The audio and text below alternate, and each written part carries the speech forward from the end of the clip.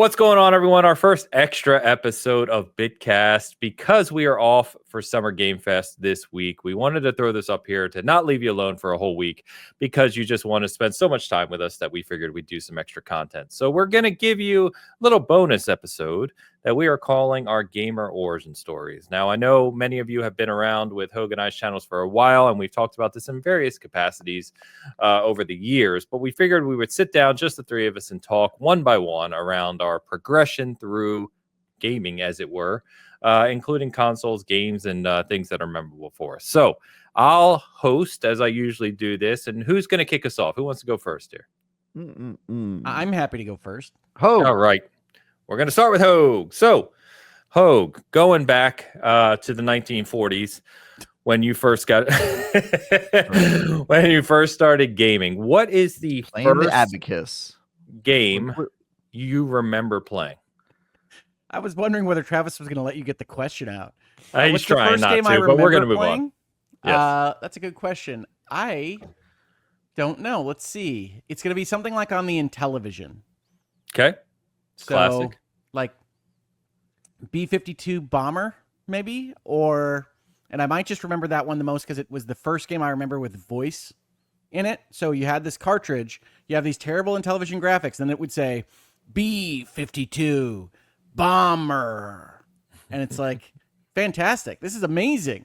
This is amazing. I remember all these steps where you'd see voice or you'd hear voice. If you see voice, see your doctor.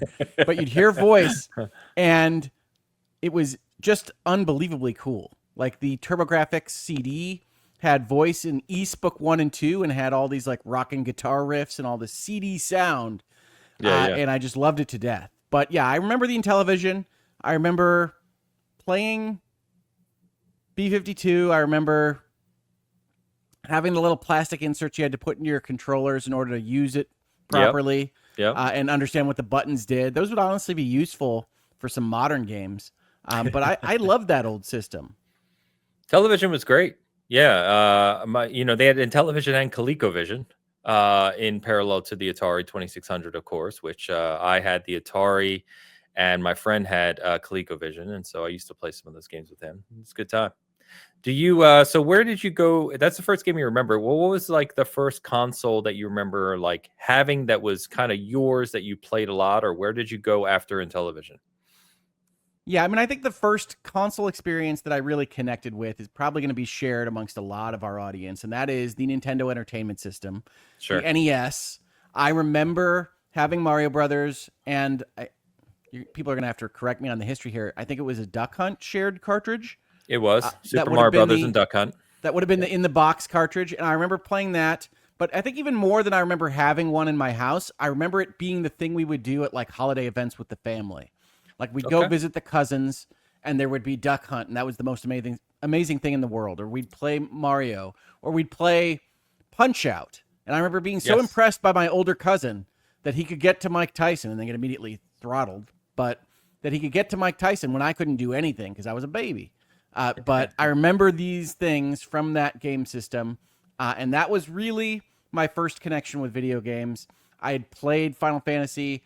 I remember playing with my father Dragon Warrior in the United States because we have to be more aggressive here in the West, apparently, before it was kind of unified into Dragon Quest. So we played Dragon Warrior. I think I've told this story before, but I also remember from Dragon Warrior and playing it with my dad, a specific memory of actually calling the Nintendo tip line because we couldn't find something that we needed to advance the plot. And my dad finally gave up and said he would call this power number, Nintendo power number, I think, probably. And we needed help figuring out how to get Erdrick's tablet, I believe, which required you to walk outside the town. So if you haven't played Dragon Warrior, you haven't played a JRPG ever, the puzzle here is that almost always when you walk one step outside of town, it'll go to the world map, and that'll be the transition. But this one specific town had a one tile that you could walk around the outside and find your way into an outside dungeon in order to get this artifact. And we could not figure it out. So we called the line, and this was before the internet. This was before GameFAQs. and you called this number, and it was $6 a minute or whatever it was. Yeah, it was a And lot. they had binders and tabs that they could say, okay, yeah, this is one I know, and help you out with this particular thing. But that was, that was bonding between me and my dad playing this game together. I remember in those early days that we had an RPG called Princess Tomato and the Vegetable Kingdom. That was the family game.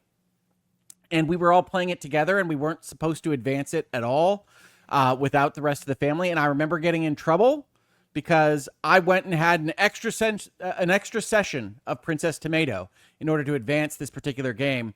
And I believe I got grounded. My mom would probably know better because I wasn't allowed to play it without my family. And so all of these things kind of went into my gaming history leading up to the overly critical person that you see today. Nice. Were you a big arcade player? I played arcade machines in places like the hotels we would stay at, which were always like the same. It was always NBA Jam and a pinball machine. I really love pinball.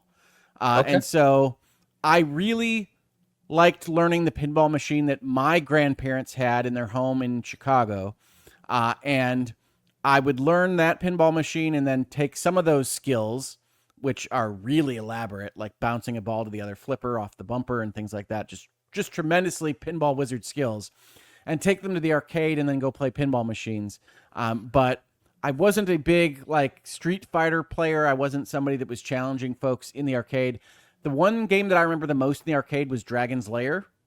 Yes. And I remember not being able to get anywhere in that. And I also remember my parents essentially sponsoring a kid in the arcade who had learned more of the patterns in Dragon's Lair and could get further in it by putting quarters on the machine and telling him that we would pay, not me, my parents would pay for as long as they could keep going in Dragon's Lair so that I could see more of the game.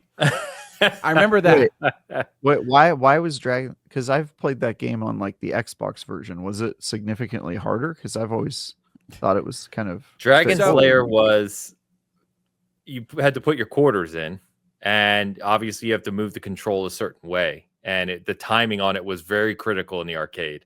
And if you missed it even a split second, you would die, and you could die 3 times in that game in like 20 seconds. Yeah, it could be very quick. And anywhere. then it was like, pay us more money. And you know, as a kid, you only have a couple bucks. It's like, well, I'm not going to play 2 minutes of this game and spend all my money. So you never saw much of it. Just they didn't onboard you enough, so you ended up not getting. Well, that was intentionally not onboarding you, right? Like, they want your money. You'd get to the monster at the drawbridge, and you wouldn't be able to get past it, and you thought it was really cool because it was all a cartoon, and it's the craziest thing you've ever seen in the 80s. Yep. And then you'd be done, and it was 50 cents or 75 cents in 80s currency, and you'd go back to the table, and you'd look forlornly that you spent all that money already. But at that point, my mom and dad decided that since there was a kid that was getting further, that essentially they would pay, instead of me to play, they would pay him to play. And since Dragon's Lair is primarily an observer's experience anyway, that it was giving me the same experience. So I remember that. And I think that would have been at like a Chuck E. Cheese or a Showbiz Pizza. Showbiz, yeah. I don't know if they're around. They're but I remember that from the arcade, but I didn't play as much as others. That's pretty cool. All right, couple rapid fires for you. Favorite game of all time? Favorite game of all time for me? It depends on my mood, but it's going to be like Final Fantasy VI or Witcher 3, something with a heavy amount of story. Those are often in my top 5. They kind of rotate around depending on my mood. I thought StarCraft 2 was coming out. Oh, Star Control 2 is almost always the answer that I give. It Sorry. just didn't pop into my head just now. Okay, fair I'm enough. on consoles and arcade machines. What's your most memorable platform? Like, what console or machine did you remember having the most fun with? This is going to be a strange one. The one that I connect with the most on a kind of unusual level is the 3DO. I really had great memories and experiences of the 3DO, which of course is where I played Star Control 2. Great system. I love the 3DO. Underrated, in my opinion. So, very good. Anything else you want to add? Any other crazy memory or moment you want to call out? I remember when I got my first like real paycheck in the real world, that the very first thing that I did with it was I went and bought the Steel Battalion that the local Oh my GameStop had God. on the top shelf that I The big one? had looked for forever. That's the only one. Yeah. Yes, with the multi-console double joystick emergency still button have that it? had the thing. It's in a storage room somewhere, but It's worth yes, some real money. It's these worth a lot of days. money. maybe Yeah. not the way I kept it. I'm not sure that I can put it back in a box. Okay, that's awesome. I've known very few people who ever own that. That's very cool. It was, the GameStop that I shopped at had a shelf like above the counter, and it was like way up there. And I would look at it every time. And then when I finally had a little bit of money from a summer job as a lawyer, I said, that's what I'm going to do. That's my celebration. I would never buy this in any other context. And I got it, and I played it. It's a good game. Yeah. Maybe not as good as its Cool. expense and the effort that they put in to make that controller, but it's a good game. Yeah. Very cool. Awesome. Oh, good history, good context. We'll route over here to Mr. Ty Guy. So Ty Guy, obviously younger generation. We've talked about that many times over, but what's the first game you ever remember playing? I actually, so yeah, I am from a younger generation, but I also grew up extremely poor. So I played, my first console was the Atari 400, which I still own, and I have the instruction I was wondering manual. what you were doing. The Atari 400. I was grabbing it while you were talking. This is the owner's guide for the Atari 400, which came with the Atari 410 program recorder, which you which you could use to train your own games. A lot of these books are about like teaching you how to make your own games and like basically teaching you software developed programming. Atari was looked like cool, this. man. They were Looked cool like at that this. era. I still own this console. And the reason I owned it is because it was extremely old by the time I think the NES must have been out when I was like a small boy. 85. Oh my God. Is that when the NES came out? NES is 85 in the US. Oh my God. Okay. So I was like way like younger than that because I was not even born. I was still years away from being born by then. So yeah, I was effectively born in 1990. So I would have been yeah. I was born Only Travis could say I was effectively born in. I do like effectively there. My thought process was like a really long labor over New Year's. Yeah, that mine too. I was born in the very, very end of 1989. So saying I was born in the 80s is like not really, okay, gotcha. It's not really legit.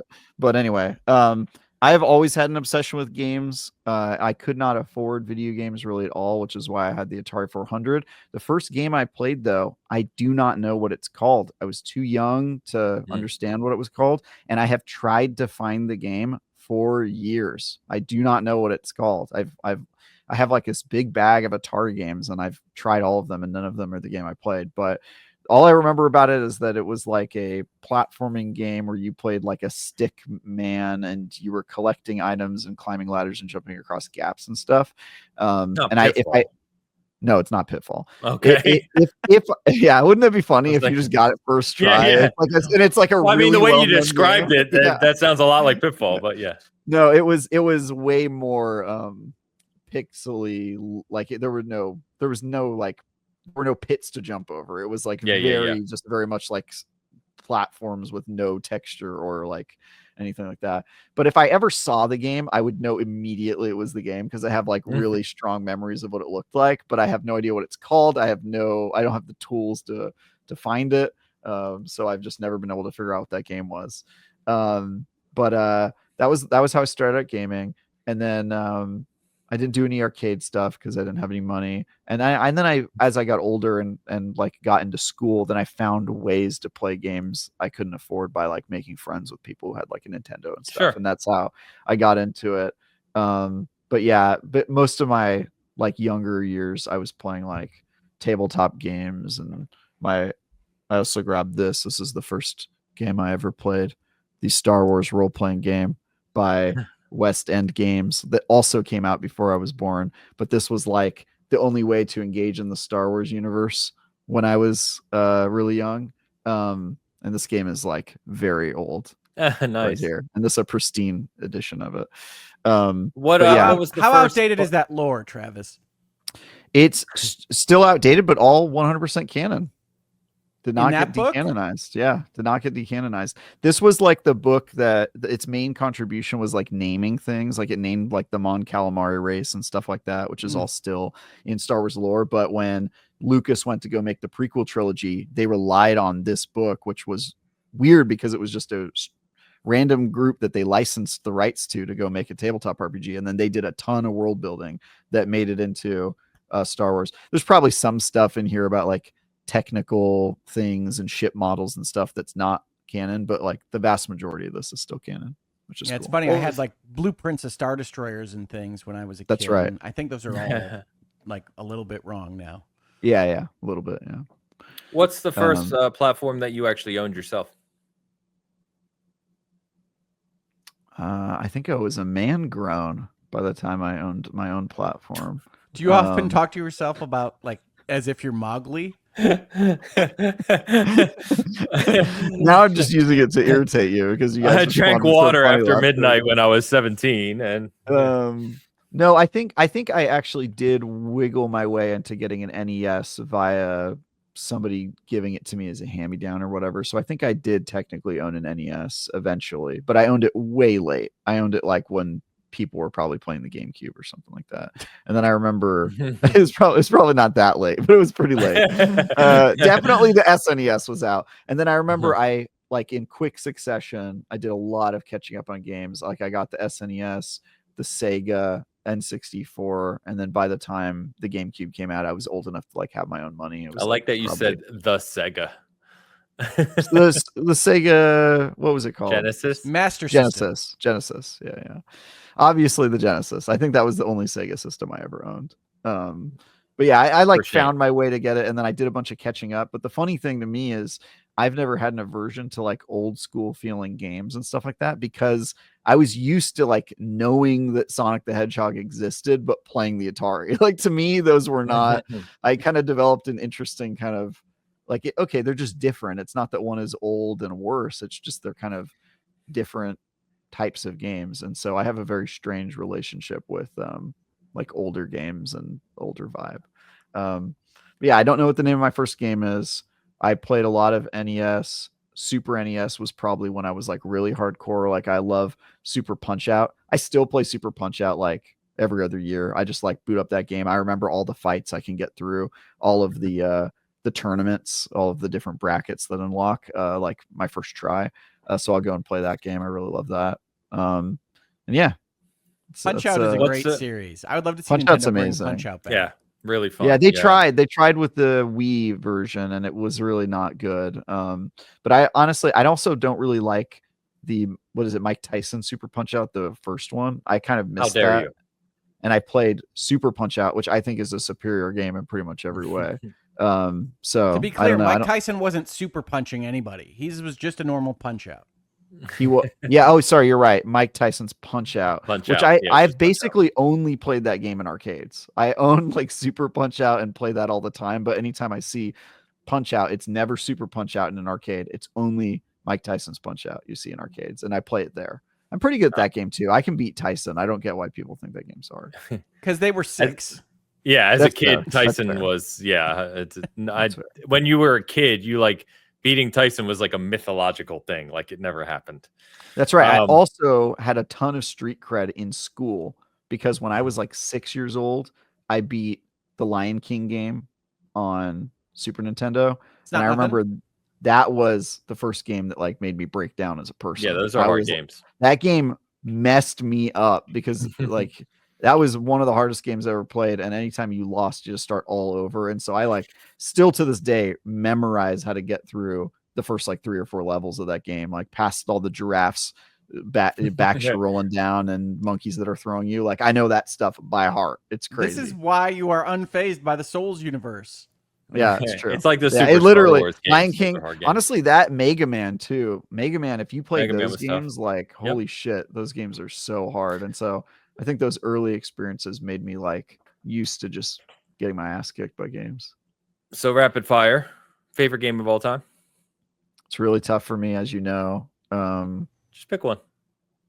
Elder Scrolls 3 Morrowind, I guess I have to say, but I also kind of want to say Halo 2. It's tough. Can't go wrong with either of those. Yeah. What's the favorite platform you've owned or that you've enjoyed the most, you think? Xbox 360 for sure. That came out at the perfect time in my life. I think I was like early in high school, probably a freshman in high school, and everybody else was like thinking about buying cars.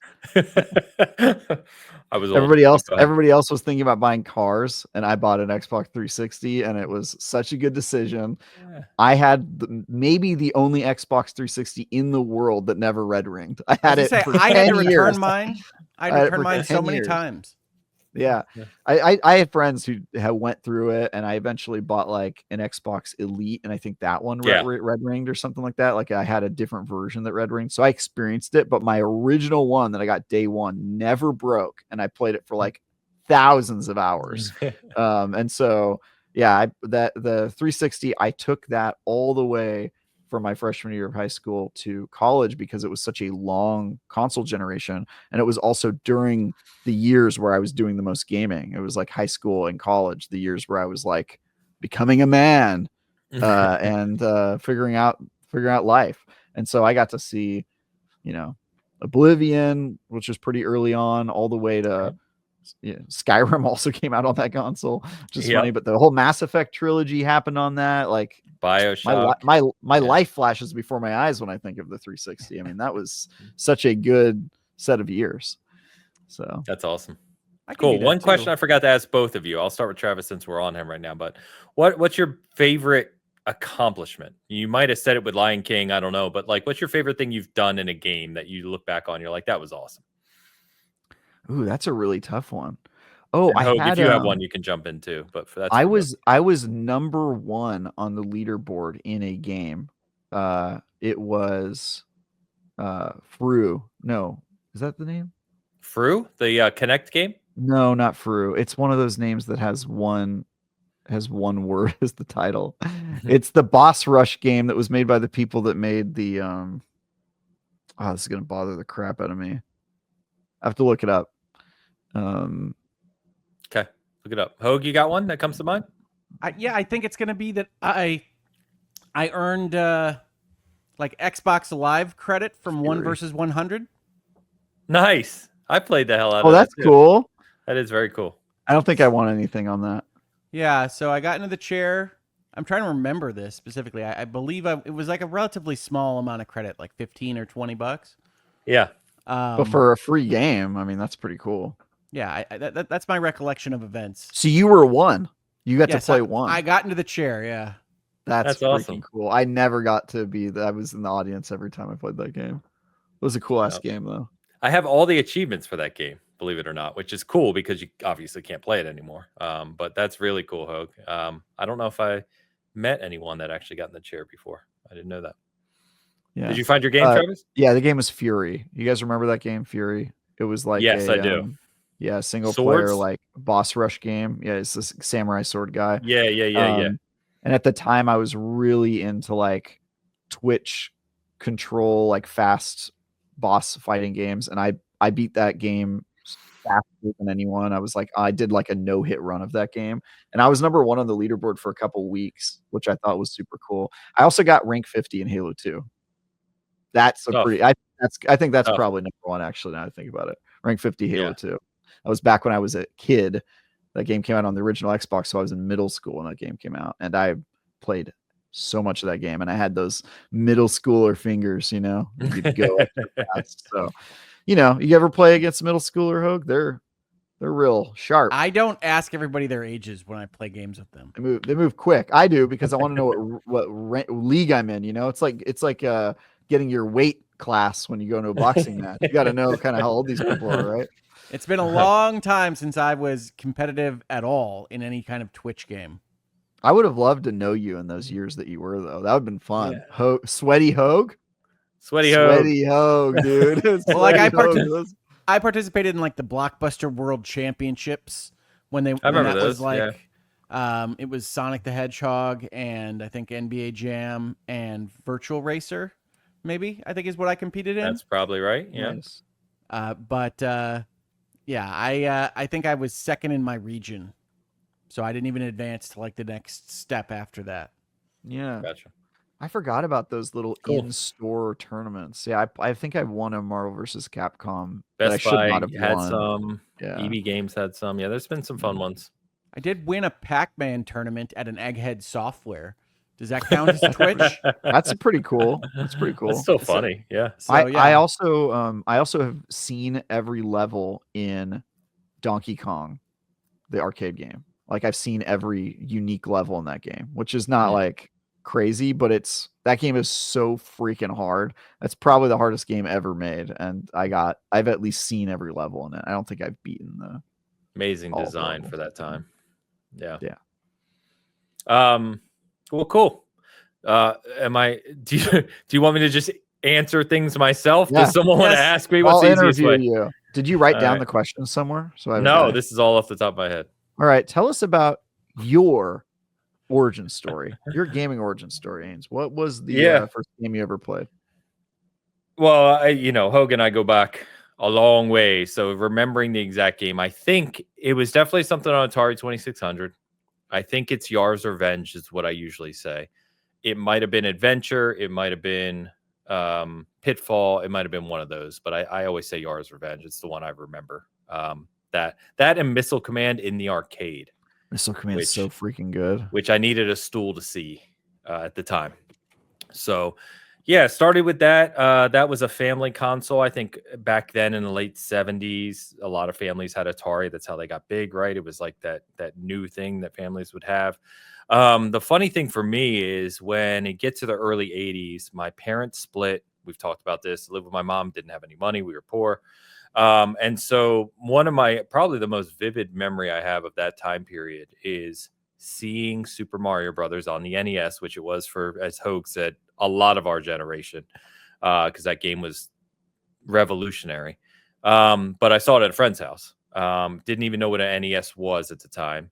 And went over, spent the night at his house, and he's like, hey, we got this new game console, and we played Mario Brothers. I mean, as late as we could stay up. I don't remember what time it was, but that completely changed me. And I went home the next day and told my mom I wanted a Nintendo, and she said maybe in the future, because we obviously could not afford a Nintendo. So did you get one?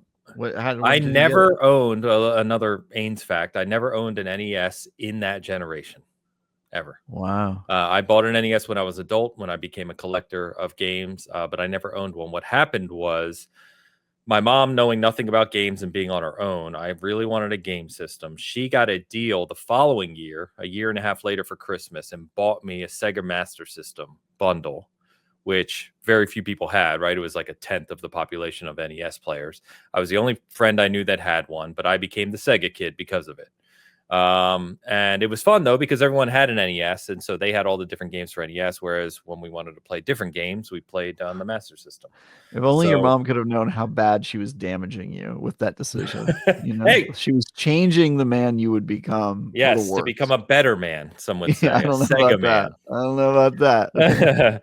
And then that kind of I just loved video games from the very beginning. I played constantly. When Genesis came out, my mom was, I think I've told this story, she's a hairdresser, so she used to trade haircuts for games from a KB toy store.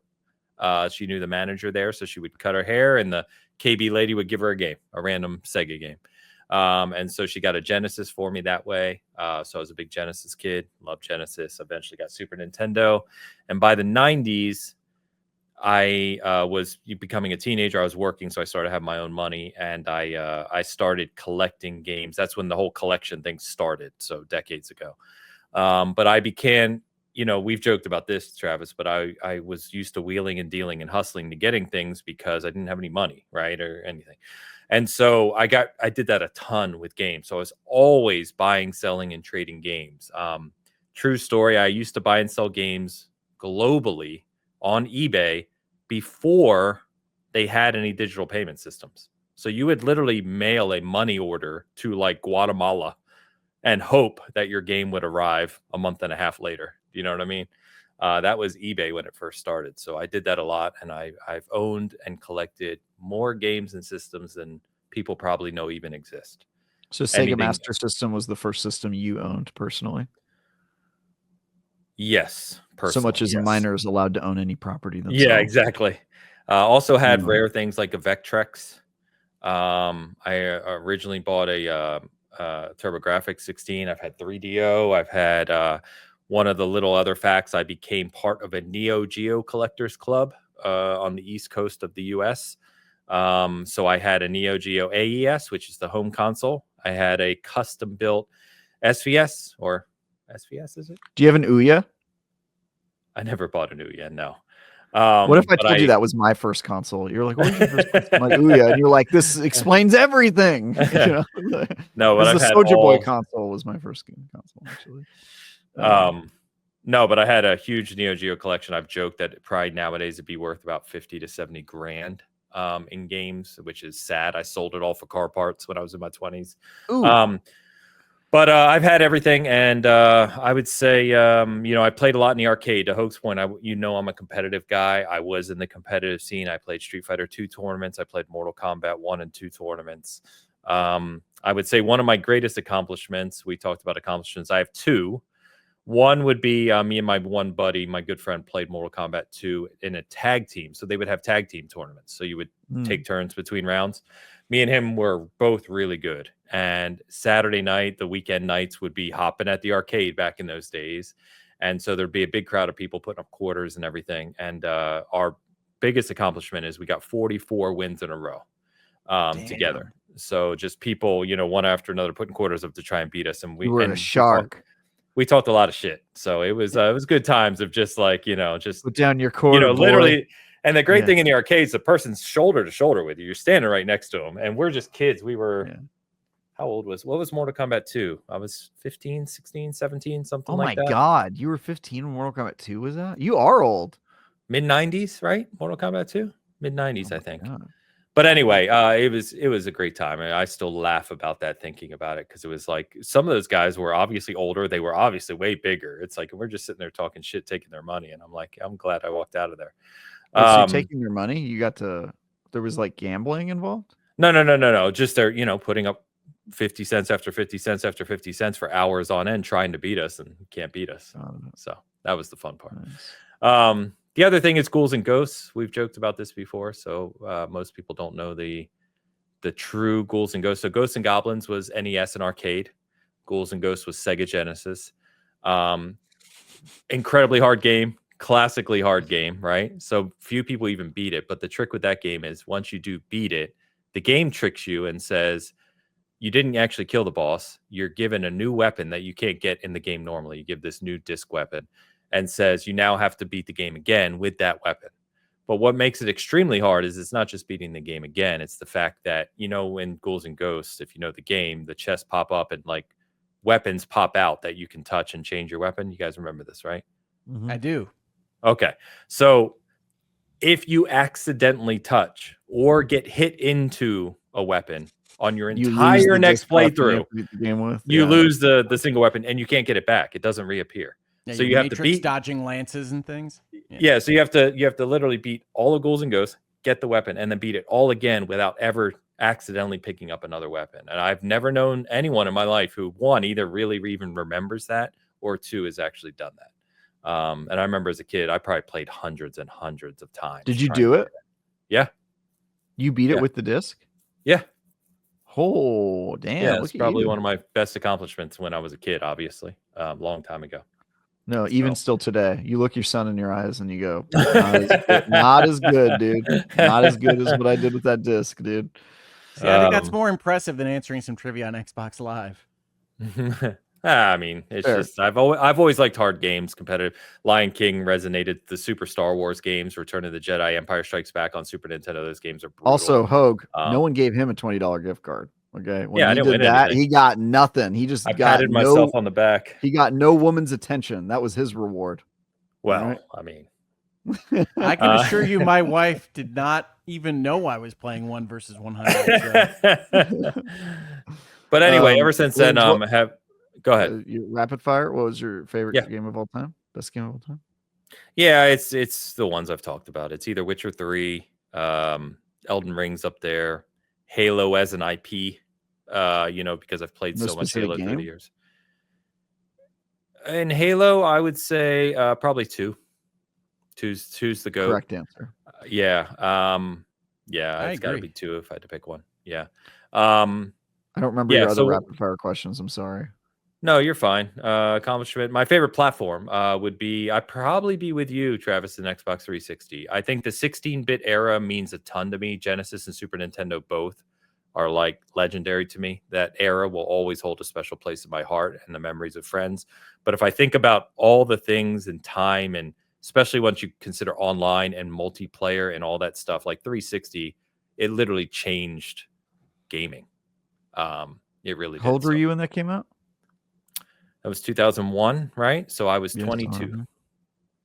I went to no. midnight. It couldn't have been 2001. Oh, 2006. 2006. Okay. Yeah, 2001 was original Xbox. 2005 was 2005. Xbox 360. Yeah, yeah. 2006 was PS3. So 2005, I would have been what, 24, 25, 26. So you were a working professional. I was. I went to midnight launch with a buddy of mine who I worked with. We picked up the system in 6 games. Your gamer tag was Dark Master. My gamer tag was still Porsche Power, just as it is today. And we You guys went back to remember my that house commercial? and we played till like 1 p.m. the next day. You guys don't remember the Xbox commercial for the original Xbox where they're like explaining how online works, and the guy's like telling a story to someone about how he's been trying out games, and he like tries to downplay it, like, oh yeah, it's just a casual thing, and then it keeps cutting to him actually playing, and he's like super into it. He has like a voice modulator, and his tag is Dark Master, and he's like, and he's like, yeah, it's just sort of a cool thing I'm trying out, and he's like super into it. It was you guys should look at that commercial if you haven't seen it. If you type in Xbox commercial Dark Master, that will for sure show up. It's pretty funny. Cool. But yeah, that's a good summary. I've talked about it enough, but have just loved Game Sense. I was an Xbox Live beta tester. I still have my kit, still have the t-shirt from being a live beta tester. You're still an Xbox Live beta. I still have my Dreamcast 9999 shirt from when we were selling those. Nice. I have my Dreamcast box, system, and the receipt from KB Toys from when I bought it. I never got a shirt. No, I think that was the only launch I worked. I think that was the only launch I worked because it lined up. Oh, right. You worked at GameStop. I worked at Electronics Boutique. Boutique, my friend. Sorry. All right. Where'd you work, Ains? You worked at Game Store as well, or no? No, I worked in the mall. I worked at Chick-fil-A. So I worked in the mall, and KB was in there, and Walden Software, if you remember them, was in there along with, they switched to Electronics Boutique and then switched to GameStop eventually. It's probably surprising that I didn't work at a GameStop, but I think my recollection was that like I hung out in Blockbuster Videos and Game Crazy, the Hollywood video store. I think that was the one. Another one. I hung out in those places when I was too young to have a job, and then by the time I was old enough to have a job, that market was basically dying. Like Blockbusters were going out of business. Netflix was a thing by then, so like I kind of missed the train. I miss it so much. I don't know about you, Hogue, but I don't at all. No. Walking into a game store and just seeing the endless rows of games and reading their covers, and I miss that so much. There was a discovery and an exploration component that I do miss. I actually held on to it maybe a little bit longer than the industry at large, because I remember coming back from my law firm jobs, and when I wanted to treat myself, I would stop at the Best Buy on the way home and go into their video game section and look at what they had. And like, I don't know when my last visit to the Best Buy was, but it's one of those interesting circumstances where I will occasionally pass that building and be like, that used to be a place where like that was where I would celebrate a success, closing a deal, whatever it might be, and go pick something up. And now it's just I do the same thing, but I go amongst the electronic stores like once a week. It's not the same. No, it's not. I'm going to Best Buy next week for the Switch 2 launch. Dude, I walked into a Best Buy this week. I'm sorry to interrupt you. To look for a physical copy of Night Rain. That was a sad event. Walking into a Best Buy, it felt sad. I don't know how they're still open, to be honest. I don't know how half the stores in the world are still open. I mean, yeah. Also, the mall where I worked at Electronics Boutique is just a shell of its former self. So, I think malls are changing in a really interesting way. Like, there was a really sad period of malls in San Francisco, and then all of the malls like reinvented themselves and became like these really cool, like experiential places where now you go there because they have stuff that you would never be able to see. So rather than being like generic where they have like chains and shopping stores, it'll be like an escape room and like this just like cool interactive like video game thing where you can take a date and you go in these rooms and you're like jumping on colored tiles, and the malls are getting cool again, and so I'm hoping that'll spread to elsewhere, and malls will kind of have a second wind. But I I'm think sure San Francisco is ahead of Southeast Michigan on the mall restoration On the mall project. front. yeah, I just think it'll get there if there's a model that clearly works, it'll spread to other places. But like I have kind of seen a like kind of reassuring rebirth of malls, because I think it is important that there be like physical places for people to go and hang out, especially young people. It feels weird that there's like no second locations anymore. And so I kind of hope that happens to malls. It's been very cool to see my local mall become like really cool again. Like I kind of want to go there. I find myself wanting to go there more often. That has not been my experience around me so far. Yeah. So maybe a hope for the future by Paul McCartney. Well, anyway, boys, what do you think? Wrapping it up? Yeah, There that you was go. good. That was a good little Yes. mini episode. Yeah, a little Bitcast bonus. That's what we'll call it Yeah. for this week while we're offline doing other things. But appreciate you as always hanging out with us and learning a little more about the three geeks sitting in front of you. So by the time this airs, you'll have seen Summer Game Fest, right? I will be sitting in the Xbox showcase as this goes live. How was the show? It was awesome. Cool. Yeah. What was your favorite game? I really liked and then just move your mouth and we'll put it in later. I I really like Wars 2. Yeah, exactly. Yeah, so we'll see. But no, thanks as always for hanging out with us. I hope you enjoyed this. Give us some feedback. Let us know if you thought this was cool or if you thought we're idiots, whatever you think. We'll take it. So, but guys, record, those are not mutually exclusive. True. Guys, always good chatting with you. Appreciate hanging out. Yeah, we will see you next week for a proper show to talk about Summer Game Fest. I hope I got my Switch too.